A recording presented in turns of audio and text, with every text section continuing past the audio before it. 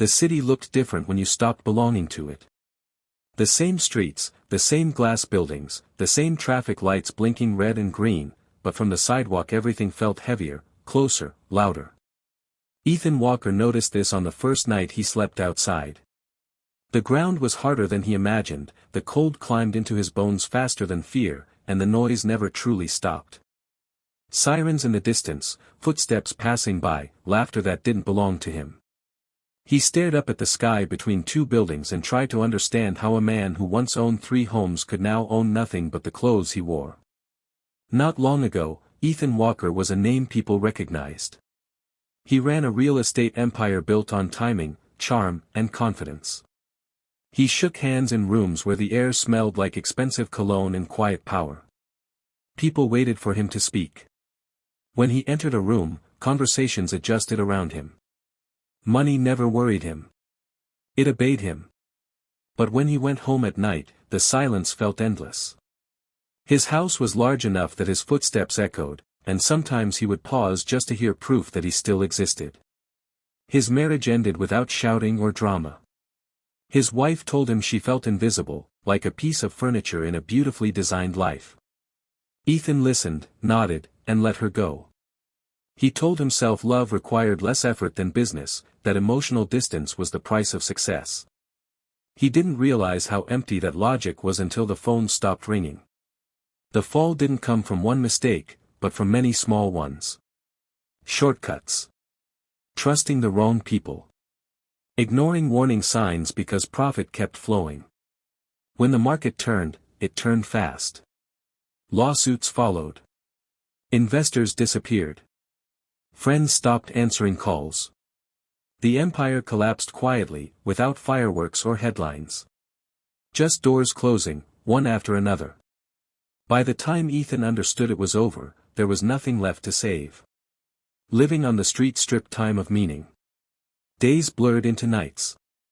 Hunger made decisions simpler and more desperate. Pride fought survival until survival won. Ethan learned where to stand for warmth, which alleys felt safer, and how quickly people looked away when they saw him. The hardest part wasn't the cold or the hunger. It was becoming invisible. That was where he met Rosa. She worked cleaning offices downtown, long after the executives went home. She earned just enough to survive and sent part of it to her mother every month. Life had never been kind to her, but it had taught her how to keep going. One evening, she noticed Ethan sitting near a closed subway entrance, his posture too careful, his eyes too aware. He didn't ask for money. He didn't speak. He just existed, quietly breaking. She brought him a sandwich without saying much. He hesitated, then accepted it with a small nod. That simple moment stayed with him longer than any deal he had ever closed.